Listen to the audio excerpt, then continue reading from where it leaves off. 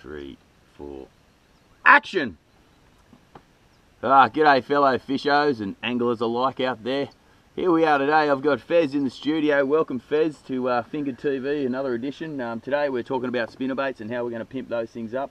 We're out here, lovely freshwater lake, mate. We're out there hunting the big cod. How you feeling out there today, Bezo? Confident today with the weather. I think after the changes we've had over a couple of days, it's going to be good. Yeah, I've definitely seen you change after about 2 boxes of Melbourne, flushing that down with a couple of JD cans. But here we're going for the MURRYCOD, and definitely a great native, a good friend of ours. Doesn't show up quite as often as we'd like to, but we're going to talk about spinnerbaits and you know, how to pimp the spinnerbait up. It's basically just like whacking a good set of tits on a bird that's on the dance floor with no tits, and you just throw a good silicon set on her, and the boys all come running, and hopefully the cod do too when we fire up these spinnerbaits. But firstly, you've got all different sizes of spinnerbaits. You've got your little ones here. They'll take on a small cod or round a golden perch or whatever else is in the freshwater dam that you're fishing. You know, they ramp it up here with a double stinger hook on the back there with a little bit of a plastic trailer. That just gives it a nice little vibe there for it to come in, hone in. Once again, silicon titties on the lure. Another one there looks like a school of bait fish that's coming through to smash that spinnerbait. They go right up the range, big double Colorado blades there, and what they do, they just make it sink slowly, don't they, Fez? And they sink slowly and they swivel down and attract the fish from the noise and the reflection. That's exactly right, and it's been doing absolutely fuck all for you this weekend. No, and myself as well. But at least we've got all the lures. We look like we know what we're doing. There's plenty of people out there that do, so we're one of them.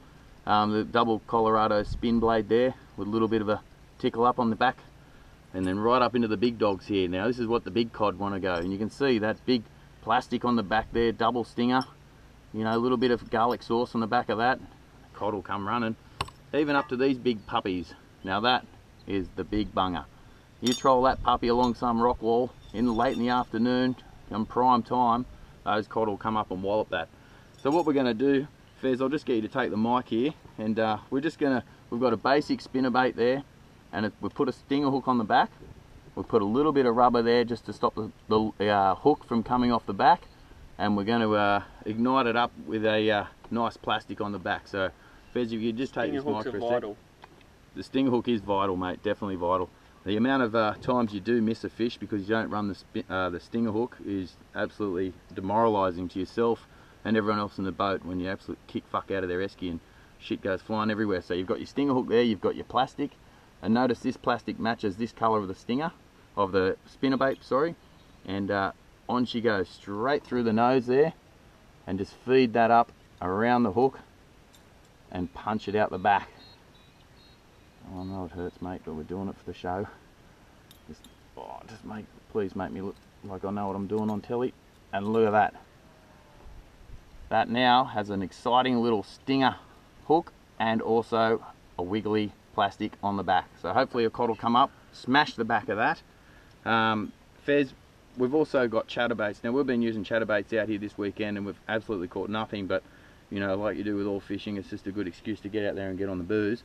There's plenty of trees being caught on chatterbaits. Oh, you can definitely catch some good trees on this. And what we're going to do with this is we're going to put the stinger hook onto the back of that, but we're also going to pimp this thing up. We're going to make it look quite sexy from what it is. We've got the hook there. Can you pass me a packet of those grubs, please, Fez? And we're going to pimp this chatterbait up with the grub on the back. So we've got the gulps here. You can grab any sort of stuff, you know, whether you get it from your local bloody BCF who wants to give them a plug unless they give us some free shit, or you can probably fire it up on the net like everyone else that rapes the Australian economy. But this grub here, we're going to whack that on the back of the stinger. Fez, put out your dart, mate, we're fishing here. It was down. Alright. So while I'm doing this, we're just going to go through the necessities of what you need when you're camping. Fez, what's the first thing you bring when you're camping? Esky.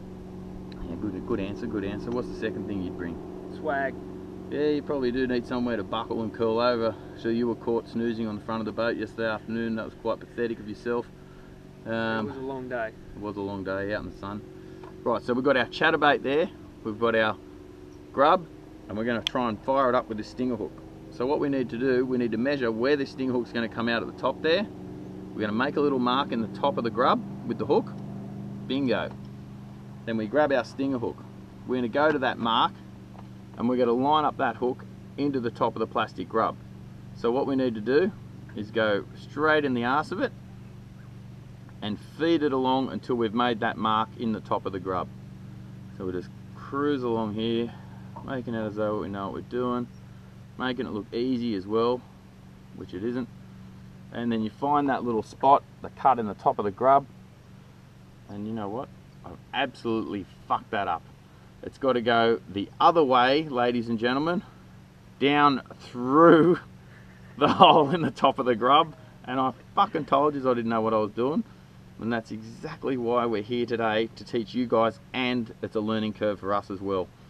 And then we just push that through, and that's set up into the back of that grub. So it does pay particular attention on what way you're putting that hook through the grub. It does make a lot of difference if you have the hook facing the right way the fish wants to bite it, not like just then.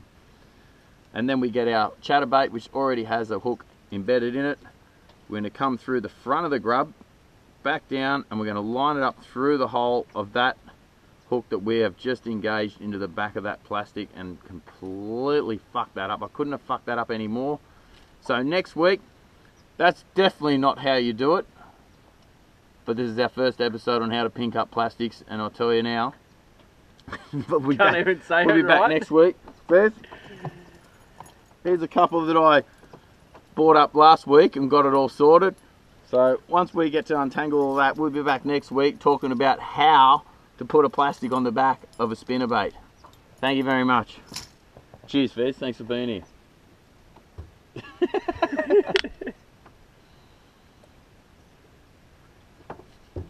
Oh, jeez, I fucked that up, didn't I? Jeez, we're going to get a sack over that.